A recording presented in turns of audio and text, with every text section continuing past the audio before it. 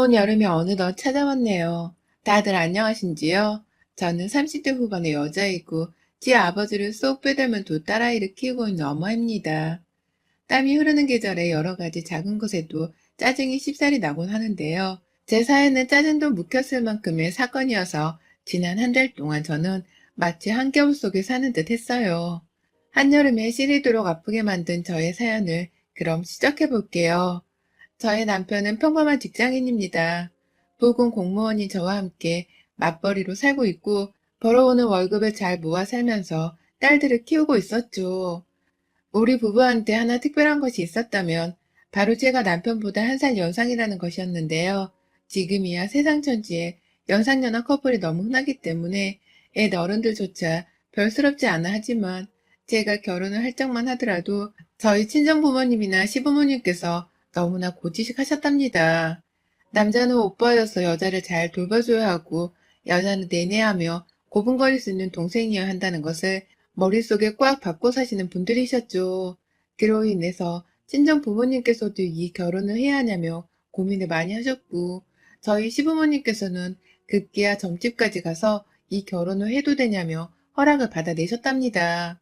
뭐 점집에서 무당히 결혼해도 잘 먹고 잘 살 거라는 말을 해줘서 저희 부부가 지금 결혼해서 애 낳고 잘 살고 있는 거겠죠. 하지만 그 당시만 해도 이렇게까지 결혼을 해야 하나 싶어서 머릿속도 하얘지고 불쾌함은 정말 하늘을 찔렀었죠. 내가 싫으면 싫다 말을 할 것이지 겨우 나이 하나 때문에 여기저기 나를 민망스럽게 만드시나 싶어서 정말 불쾌했습니다. 그런데 남편의 집안 사정을 좀 더 들여다보니 시부모님이 왜 연상인 여자와 결혼을 안 시키려고 하셨는지에 대해서 알겠더라고요. 이해를 하는 건 아니었지만 그 마음을 아주 조금은 알아챌 수 있었어요. 바로 남편의 형제들 때문이었습니다. 결혼 전부터 알고는 있었다만 시집으로 와보니 남편에게는 누나가 셋, 그리고 형이 하나 있었습니다. 저희 남편이 이 집안의 막내 아들이었던 것이었죠. 남편의 성격이 상당히 온순하고 또 화를 잘 내지 않는 편이었어요. 저를 잘 챙겨주고 애정 표현을 많이 하던 모습이 배우자로서 마음에 들어 결혼을 하겠다고 마음먹었습니다. 결혼을 하고 시댁 식구들을 몇 번 마주하다 보니 왜 우리 남편이 일이 순둥일 수밖에 없었는지를 알겠더라고요. 시누이들과 아주버님의 성격이 정말 하늘을 찌를 듯 세셨던 겁니다. 무슨 말 한마디를 하더라도 목소리의 데시벨이 확 높아져서는 옆에서 누가 스피커를 켜놓은 듯이 쩌렁쩌렁 울려 퍼졌어요. 정작 그 자식들을 낳은 시부모님조차도 자기 자식들이 말을 주고받을 때는 감히 껴들 생각을 하지 못하시더라고요. 저마다 자기 주장을 펼쳐대느라 바쁜 토론 속에서 더 큰 목소리를 내면서 끼고 들어갈 용기가 없으셨던 겁니다. 그리고 막내 아들이었던 우리 남편도 마찬가지였어요. 형 누나들에 치이고 살았다 보니 성격이 온순할 수밖에 없었고 그나마 막내이고 말을 잘 듣는다면서 애정 표현을 많이 해주던 시어머니 덕분에 남편도 사랑을 많이 받고 자란 이후로 저에게 애정 표현을 많이 해주는 것이었습니다. 그런 남편을 보면서 결혼을 하고 나서까지도 또 연상인 사람이랑 살면서 동생 취급을 받아야 하냐며 저희 시부모님이 저를 반대하셨던 것이고요. 조금은 알겠는 시부모님의 걱정이 이해는 되더라고요. 그렇다고 시부모님의 눈치를 막 보면서 남편 옆에서 머리를 조아리며 살 생각은 추호도 없었습니다. 그저 우리 부부가 잘 사는 모습을 보여줘야겠다고 생각을 했고요. 시누이들이나 아주버님들도 다들 목소리가 크고 성격이 좀 드실 뿐 막내 동생의 와이프인 저를 막내 여동생 보도 귀여워해 주셨기 때문에 처음 결혼을 하고 나서는 딱히 시댁 문제로 얼굴을 붉힐 일이 없었습니다. 다들 저희 부부보다 오래전 결혼하셨고 자식들도 다 낳아둔 상태였기 때문에 솔직히 서로가 바쁘다는 이유로 얼굴 보고 살 일이 별로 없었어요. 명절이 되더라도 형님들은 저마다의 시댁에서 차례를 지내다가 저희 시댁으로는 나중에 오셨기 때문에 저랑은 마주칠 일이 없었고 저는 오히려 아주버님네랑 자주 보면서 더 친하게 지내왔던 것 같습니다. 형님이 저랑 딱 한 살 차이신데 제가 첫 아이를 임신했을 때에 형님께서 둘째 아이를 임신 중이어서 공통점이 많은 이유로 함께 잘 붙어 다녔어요. 그건 지금까지도 마찬가지고요. 그런데 결혼 생활을 좀 하다 보니 시누이들이나 형님이 아닌 시어머니께서 그렇게 제 속을 썩이시더라고요. 그리 연락을 자주 하면서 얼굴 보고 사는 사이는 아니었기 때문에 큰 마찰이 일어나진 않았지만 명절일 때나 어쩌다 밖에서 다 같이 외식을 하자며 만났던 때에는 그렇게 제 앞에서 제 남편이 힘들어 보인다는 말을 하곤 하셨습니다. 위로 줄줄이 형제들이 있어서 늘 구박받고 사는 애나 다름이 없었는데 어째 결혼하고서도 그 팔자를 못 고치는 건지 얘 얼굴이 바짝 말랐네 말랐어. 라며 쯧쯧대며 남편의 얼굴을 막 만져보며 안쓰러워하는 거예요. 그게 사실이 아니니까 남편은 당연히 엄마 그런 거 아니야. 이 사람이 얼마나 밥도 잘 챙겨주고 집안일도 많이 해주는데 라며 시어머니께 부정을 하곤 했죠. 하지만 저로서는 빈정이 좀 상하더라고요. 나도 돈 벌어오고 있는 직장인인데 나만 남편을 챙겨줘야 하는 건가 싶고 남편은 또 그런 시어머니한테 내가 모든 살림을 다 책임지고 있다는 말을 했어야 하나 싶어서 말입니다. 여러 번 시어머니는 제 앞에서 대놓고 남편을 잘 챙겨주냐 물어보셨고 눈치 주는 행동은 절대 하지 말라며 자기 아들 기분만 걱정하셨어요. 매번 똑같은 잔소리를 당연스레 듣다가 저도 한 번은 너무 기분이 나쁘다는 이유에 말대꾸를 했었습니다. 어머님, 제가 살림은 다 하지 않고요. 어머님 아들이 집안일을 많이 도와줘서 오히려 제가 너무 편해요. 남편을 잘 만나서 제가 호강을 하네요. 저도 일하는데 남편이 그 정도 배려는 해줘야 하는 거잖아요. 남편은 그런 점에서 생각이 있더라고요. 어머님이 아들을 참 잘 키우셨어요. 라고 말이죠. 그 말에 뻥쳐서 입을 다무지 못하고 남편과 저를 오락가락 쳐다보던 시어머니의 표정은 아직도 생각할 때마다 통쾌해 죽을 맛이었죠. 제가 그렇게 말을 하니 시어머니도 약간은 주춤하셨는지 제게 따로 지 아들을 챙기란 잔소리는 덜하기 시작하셨고요. 하지만 그로 인해 살짝 부작용이 생겨났습니다. 차라리 저를 무시하고 없는 듯이 행동하면서 자기 손으로 자기 아들을 챙기는 게 낫다고 생각을 하셨던 것 같아요. 언젠가부터 저희 애들을 봐도 아는 척을 하지 않으시고는 저희 남편만 왔니? 아휴 돈 버느라 수고한다 니가. 딸린 식구가 몇이야 글쎄. 라면서 활짝 반겨주셨고요. 저를 아예 투명인간 취급을 하려는 듯이 다루시더라고요. 애들이야 뭐 형님네 애들이랑 같이 노느라 바빴기 때문에 할머니 할아버지를 많이 신경 쓰진 않았지만 저는 달랐습니다. 바로 시어머니 옆에서 일을 거들어야 하는데 시어머니가 저를 없는 사람 취급을 하니 괜히 따돌림만 당하는 더러운 기분까지 들어버렸어요. 시어머니의 지독한 막내 아들 편애와 사랑으로 인해 저희 아주버님이나 형님도 그리 좋아라만 하지 않았습니다. 아주버님은 대신 막내 아들만 우쭈쭈 한다면서 섭섭해하는 듯한 표정이었고 옆에서 형님도 제게 꼭 오셔서 말씀하셨죠. 어머님은 그냥 도련님이랑 같이 사시는 게 맞는 것 같아. 안 그럼 상사병 걸려 평소에 어찌 사시나 몰라. 라고 말이죠. 형님의 말씀이 너무 공감이 가더라. 저도 모르게 욱하며 비웃음이 흘러나왔고 그러면 남편은 제 표정의 변화를 살펴보며 늘 어머님과의 사이에서 눈치를 살폈어요. 고부관계가 껄끄럽고 별로다 보니 남편은 늘 제 눈치를 보곤 했습니다. 저를 많이 좋아하는 사람이었고 저에게 애정 표현도 자주 하면서 애착 관계가 분명히 있는 부부였는데 꼭 시어머니 앞에선 별 수 없다는 식으로 시어머니 옆에 붙어 있더라고요. 그러니 저도 얘가 둘이 애 아빠가 맞는 거냐면서 시댁에서 어째 얘 한번 챙길 생각을 안 하고 엄마 옆에 꼭 붙어 있냐며 싸우기도 했었고요. 급기야 사소했던 투정이 말싸움으로 번져서는 극으로 치달았을 때에 나 혼자 애 키우며 시어머니 생각 안 하고 혼자 살고 싶다며 이혼하자는 말도 먼저 꺼내봤었습니다. 그제서야 남편도 아차 싶었는지 먼저 사과를 했던 바람에 저희 싸움이 일단락되긴 했었지만 늘 찝찝했었어요. 그러다가 코로나가 저희 부부를 살렸습니다. 코로나가 터지고 나서 제가 시어머니를 아이들 핑계로 안 만나려고 하다 보니 시댁에 갈 일이 없었거든요.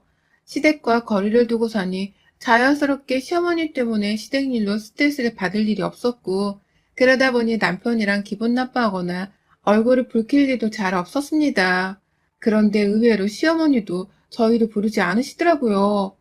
허구한 막내 아들 걱정된다며 아들 휴대폰으로만 쏙 전화를 해서는 찾으시더니만 통 부를 생각을 하지 않으셨어요. 그러더니 올 6월 남편이 이상해지기 시작했습니다. 안 하던 짓을 하기 시작하더라고요. 직장인 남편이 그간 잘 하지도 않던 야근을 갑자기 코로나 후폭풍 때문이라면서 열심히 해대기 시작했고, 집안에서도 내내 앉아보지 못한 채로 핸드폰을 손에서 놓지 못했어요. 왜 그렇게 불안해하냐며 혹시 회사에서 잘릴 대기 명단에 오르기라도 했냐면서 걱정이 되는 마음에 남편은 달래보고 어루만져 주려고도 해봤지만 소용없었습니다. 만약 회사 일 때문이면 내가 돈을 벌고 있으니 언제든지 부담을 덜 가져도 된다면서 위로를 해주려고 했지만 남편은 듣지를 않는다는 식으로 핸드폰만 바라보다 급기야 도착한 문자 한 통에 집을 나서기까지 했어요. 불안하고 겁이 나더라고요. 남편의 핸드폰으로 도착한 문자 소리에 저조차 긴장이 되었고 딸들과 마누라를 뒤도 돌아보지 않은 채 모른 척 집을 나서는 남편의 그 뒷모습을 본 순간 여자의 직감이랄까요? 남편이 바람을 피운다는 것을 알았습니다. 전과는 너무나 다른 집안에서의 행동들이 눈에 띄게 많아졌고 보란듯이 핸드폰을 보다가 연락 하나에 집을 나서는 남편에게서 가정에 더 이상 미련이 없음을 알 수 있었죠. 나에게 애정 표현을 하고 사랑을 주던 내 남편이 하다하다 이제는 바람이라니. 정말 하늘이 무너지는 게 이런 거구나 싶더라고요. 속썩이던 시어머니로부터 잠시 해방이 되고 나니 예상치도 못한 남편이 뒤통수를 때린 상황이었습니다. 모든 걸 각오하겠다는 마음가짐으로 언젠가 남편이 자신의 바람을 털어놓길 기다렸어요. 조금이라도 아이들에게 아이 아빠의 존재를 더 오래도록 느끼게 해주고 싶어서 먼저 남편에게 말을 꺼내진 않았고요. 그리고 불과 일주일도 채 되지 않아 저희 집은 단순한 충격, 그 이상의 고통으로 몸부림을 칠 수밖에 없었습니다. 글쎄 남편이 멀쩡한 아이 하나를 데려온 거예요. 그것도 얼마 전에 막 태어난 건지 얼굴에 주름이 있는 갓난쟁이 애를 말입니다. 가뜩이나 어린 딸들조차 아빠가 데려온 낯선 아이에게서 심각할 정도로 경계를 했고 저는 급기야 충격의 그 자리에서 졸도를 해버리고 말았어요. 정신을 차려보니 응급실이었고 딸들이 외할머니한테 전화를 했던 건지 저희 부모님이 제 옆에 와 계셨습니다. 모든 얘기를 전해들었다면서 남편이 데리고 있는 애가 누구 애냐며 엄마는 자기 일 마냥 병원 안에서 제게 소리를 지르며 닥달을 하셨고 아버지가 엄마를 진정시키겠다고 병원 밖으로 데리고 나간 사이 저는 그대로 다시 병원에서 잠이 들었어요. 너무 충격을 받은 바람에 당장 내 딸들이 어디서 뭘 하고 있는지조차 신경을 쓸 여유가 없었죠. 퇴원을 하고 집으로 가니 남편은 출근도 하지 않은 채 저를 기다리고 있었습니다. 낯선 그 아이는 제 안방에 들어와 침대 위에 곤히 잠을 자고 있었고요. 언제 또 사들인 건지 벌써 애기용품이랑 침대에서 떨어지지 말라며 애기용 침대베개도 하나 놓여져 있더라고요. 감히 내 집안에 내가 낳지도 않은 애 새끼를 데려와 놓고선 온갖 아기용품까지 사들이다니. 도무지 상식적이지 않은 이 상황에 저뿐만 아니라 저희 가족들까지 날뛰기 시작했습니다. 회사까지 휴직 내고 저희 부모님과 함께 집으로 와준 언니는 남편에게 뺨따구로 날리기 시작했고 저희 부모님은 말리기는커녕 함께 싸우겠다며 주먹부터 들이미셨어요.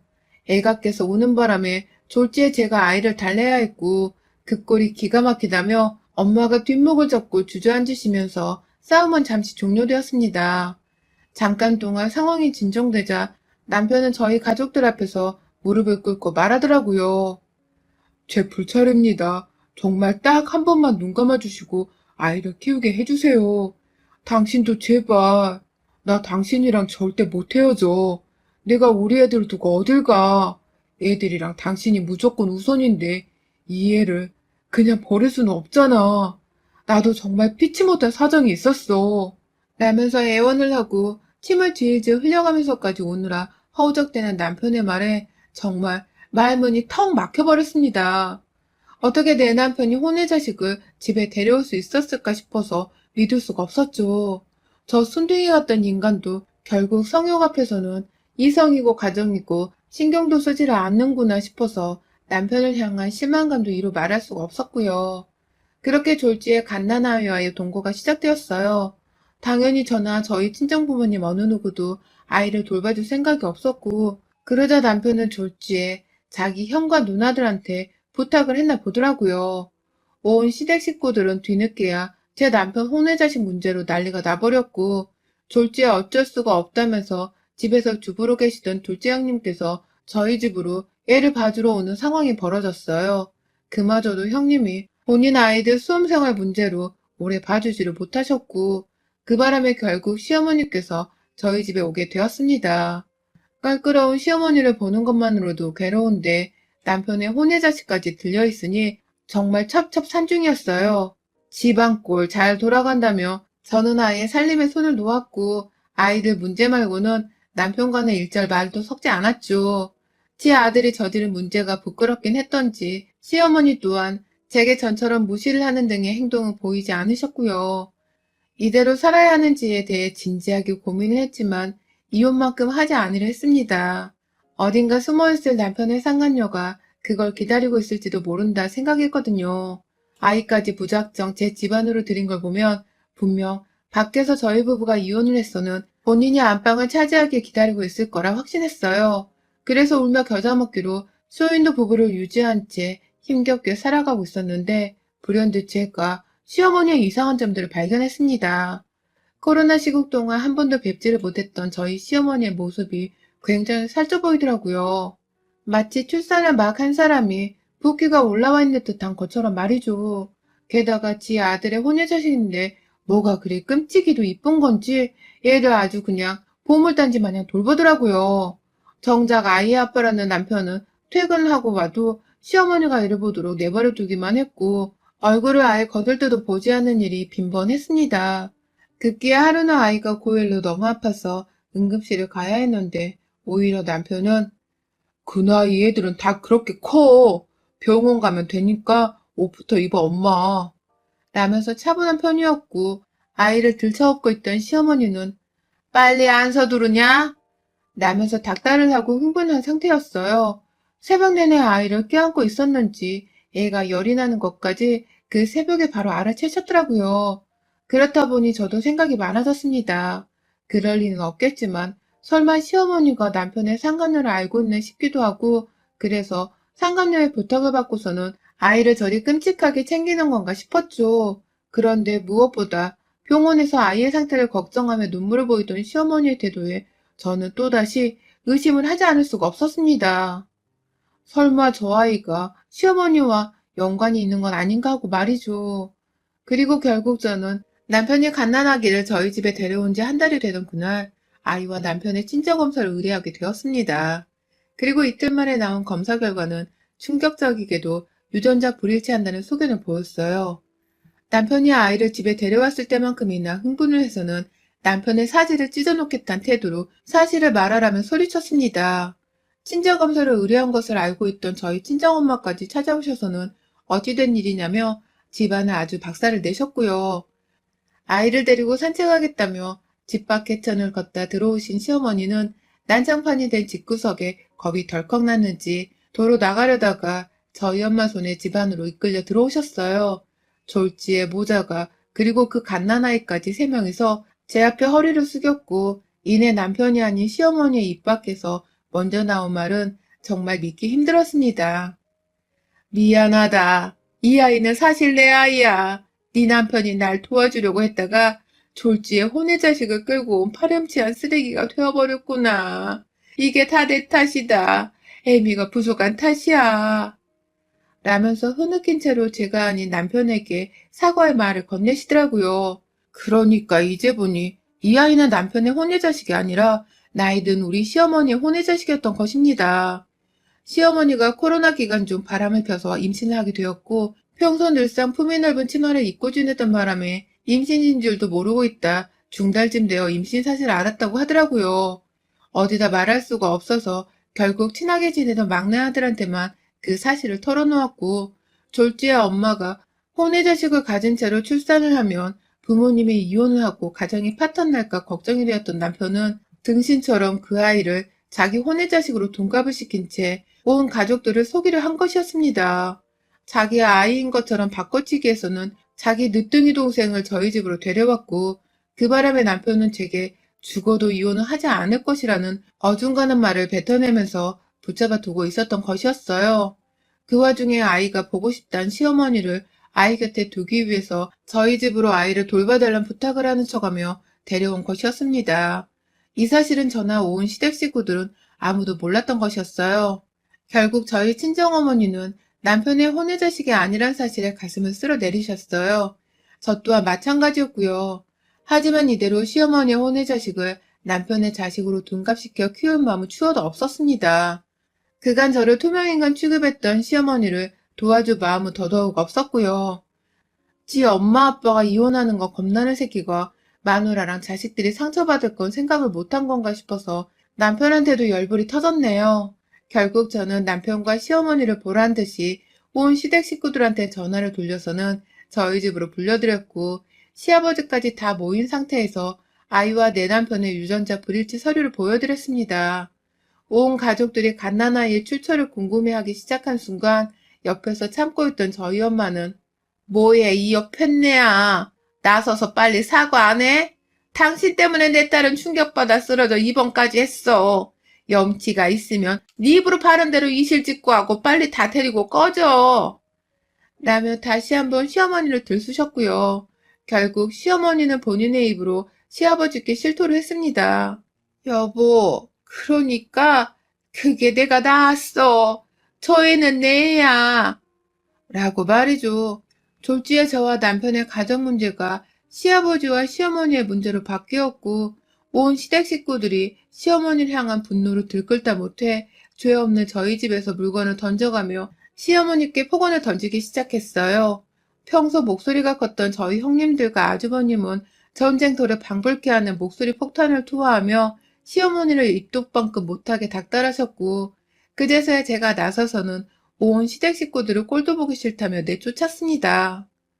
내 집에서 당장 다 꺼지세요. 콩가루만도 못한 집구석 같으니라고. 도대체 나랑 내 딸들은 무슨 죄입니까? 당신들 엄마 데리고 당장 나가요. 애 새끼도 데리고 나가. 이제 내 집구석에서 네 자식 뒤치다꺼리게 할 생각은 꿈도 꾸지 마. 라며 애를 안고 있던 시어머니를 등 떠밀듯 내쫓았어요. 그 바람에 시어머니께 할 욕이 더 남아있던 시댁 식구들은 자연스레 우르르 시어머니를 따라 집을 나갔고요. 그날 후 저희 시어머니는 시아버지께 이혼소송을 당하셨습니다. 그 나이에 재산분할 소송에 위자료 소송까지 당해서는 그야말로 빈털터리가 되어선 아이랑 단둘이 맨몸으로 쫓겨나셨죠. 남편은 내내 자기 엄마의 치부를 끝까지 숨기지 못했다며 자책을 하다가도 남의 자식을 내 손으로 키우게 만들려 했냐면서 제가 이혼을 들먹이며 시부모님 따라 이혼을 하려고 하니 그제서야 시어머니 문제에 대해서는 입을 꾹 다물더라고요. 결국 시부모님이 이혼을 하시고 다른 형제들까지 모조리 다 시어머니를 욕보이니 남편 본인도 점점 시어머니의 아이 문제에는 뒷짐을 지기 시작했고요. 최근에 들어보니 형제들끼리 어쩔 수 없다면서 돈 20만 원씩을 모아다가 다달이 시어머니께 용돈으로 드리기 시작했다고 하더군요. 시어머니는 그 돈에 정부에서 나오는 지원금까지 더해서는 혼자 독립해 애를 키우며 살고 계시고요. 간간히 시어머니 아이를 보기 위해서 시어머니 사시는 자취방으로 찾아가는 남편의 뒤를 쫓아가 본 적도 있었습니다. 차마 본인이 이제 더 이상 도울 건 돈 말고는 없다고 생각을 한 건지 남편은 늘상 시어머니를 찾아갈 때마다 아이 선물을 사가거나 먹을 것을 사며 돈을 써서는 찾아가더라고요. 그 꼴을 보니 저도 다시금 화가 나기 시작했습니다. 그래서 전 혹여나 남편이 그 늦둥이 동생이 대학을 갈 때 대학 입학금에 등록금까지 보태준다고 나설까봐 남편과 이혼을 하지 않는 대신에 모든 우리 부부의 재산 명의를 제 앞으로 돌리는 데 합의를 했습니다. 남편 명의로 되어 있던 지금 사는 아파트에 남편과 제가 각자 타고 다니는 차량, 그리고 그 밖에 남편이 월급을 받고 있는 통장까지 싹 다 제 명의 혹은 제 손 안에 들어와 관리되고 있는 중입니다. 그 아기의 길을 내 집안에서 혹은 내 귀 앞에서 입 밖으로 꺼내기라도 하면 가차없이 이혼하고 빈털터리로 나가 네 동생을 직접 돌보라며 변호사 끼고서 각서까지 썼고요. 아슬아슬한 줄타기를 유지 중인 저희 부부지만 그래도 당장 내 집안에서 남편의 혼외자식인 줄 알았던 아기가 사라져 얼마나 가슴을 쓸어내리며 사는 중인지 모릅니다. 남편 자식이 아니라 천만다행이지만 혹여나 내 남편에게 잘 키워주려고 도움의 손길을 뻗지는 않을까 싶은 마음에 정말 눈에 불을 켜고 남편의 카드 내역을 살펴보며 지내고 있어요. 이게 사는 건가 싶고 이렇게 계속 살아도 되나 싶지만 이제 모든 재산 명의는 제 것이니까 미래에 대한 큰 불안감은 없습니다. 오히려 남편이 뭐라도 한 건 저지르는 순간 확 이 자식이랑 이혼해버리고서 나 혼자 씩씩하게 아이들을 키워내는 상상을 해보며 사는 중이네요. 사실 그렇게 되길 바라는 마음이 살짝 더 크기도 합니다. 여러분의 생각은 댓글로 남겨주세요. 오늘도 시청해주셔서 정말 감사합니다.